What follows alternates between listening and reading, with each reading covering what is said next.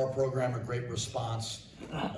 Certainly did not play well in our home opener, but showed great toughness. That's what I challenge the guys on is can't win in this league. Too many good coaches, too many good players, too many good programs.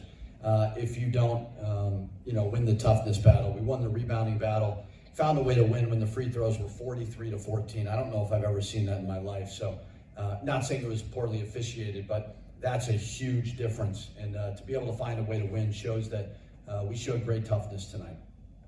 You talked about getting to the free throw line more after the great loss, and you didn't have a free throw attempt until about 6 minutes left in the first half. Then you had 8 in that 6-minute stretch. What did you do differently offensively to kind of get the rim? Yeah, I mean, it's listen, you can complain about the refs. We don't force the refs to call fouls. We're not aggressive enough off the bounce. We're not putting enough pressure on the rim. When we went on that run, we were way better at it. We're too perimeter oriented. So you got to force the refs to make a decision, and we did a much better job of that.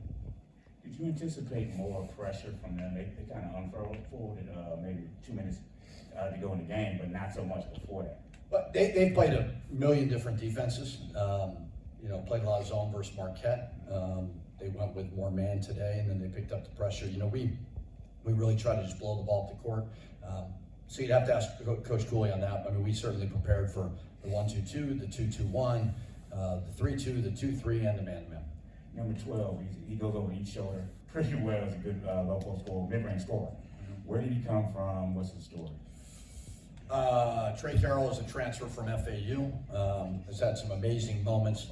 Played great for Cincinnati. Has been very consistent. Did not play well last game at all. Nobody did. But his response was terrific down the stretch. I asked the guys this, but maybe what your vantage point, just you're 4-1 in games by 5 points or less this year. What about this team, clicks well enough at crunch time to make the winning plays late? I think it's coaching. Yeah, it's all me. No, I don't know. I mean, I think they're, when you value the ball, although we had a ridiculous turnover at the end, it gives you a chance. We made some big free throws, although Jovan missed that one. But I think they're fundamentally sound. They made big plays down the stretch. Trey, Phillips shot, Jovan hit a big 3. So I just think they have a calmness to them. I think that all these close games, they've just found a way to make a big shot at the end and get a big stop. The offensive rebounding for you guys for much of the night, there was one point I think you could had a 40% offensive rebounding rate. Did you feel like you kind of wore them down a little bit with just how much they had to defend you in the second half? I mean, that's the hope. We really, really challenged our guys to get them to understand you will not win in this league if it's finesse. You just won't do it. I mean, Creighton came in there and just they set the rules on us, and we had no resistance. And our guys are humble. They learn from it, and we certainly matched Georgetown's physicality. Georgetown is a tough physical team. To get 14 offensive rebounds, when you shoot 46%, it's not like you're missing a lot of shots.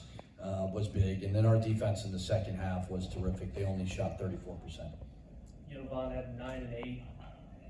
Obviously, after coming from the scoreless game he had against Creighton, any conversations with him over the last couple of days, or is it just cut the you know what? You know what I mean? I'm not going to swear like other coaches do in press conferences, but you got to do something else besides shoot threes. You should never shoot a 1-foot step back ever again for the rest of your life if you played for me like he was doing versus Creighton, because you're not putting any pressure on getting to the free throw line. I thought he was way tougher. He was more willing when they were switching the ball screen. Everybody's going to switch his ball screens, I mean, he puts you in a bind because they have these big guys that are not as comfortable switching. If they do switch, we got to roll them to the post. We got a couple of high lows or go off the bounce. But another really, really good response from a guy who did not play well last game. All right, what do you think about Malik Mack? Because I think you made adjustments towards the second half. Because, every time he tried to make a run, he hit a basket first part of the second half. Then you bottled him up, found a way to bottle him up. Was that your adjustment, or was it just the play calling or skill? Yeah, no, we kept switching kind of the matchups. We put Phillip on him. Phillip's big. I thought we did a pretty good job on him. 3 for 10, obviously. That's a lot of threes, and we were there with a high hand, which was great. I just thought when I watched the game, I thought it was the first time where our physicality was somewhat wearing down the opponent, where in a lot of our losses, it's been the other way around. But Malik Mack is a terrific player. Coach Cooley puts him in a lot of great spots.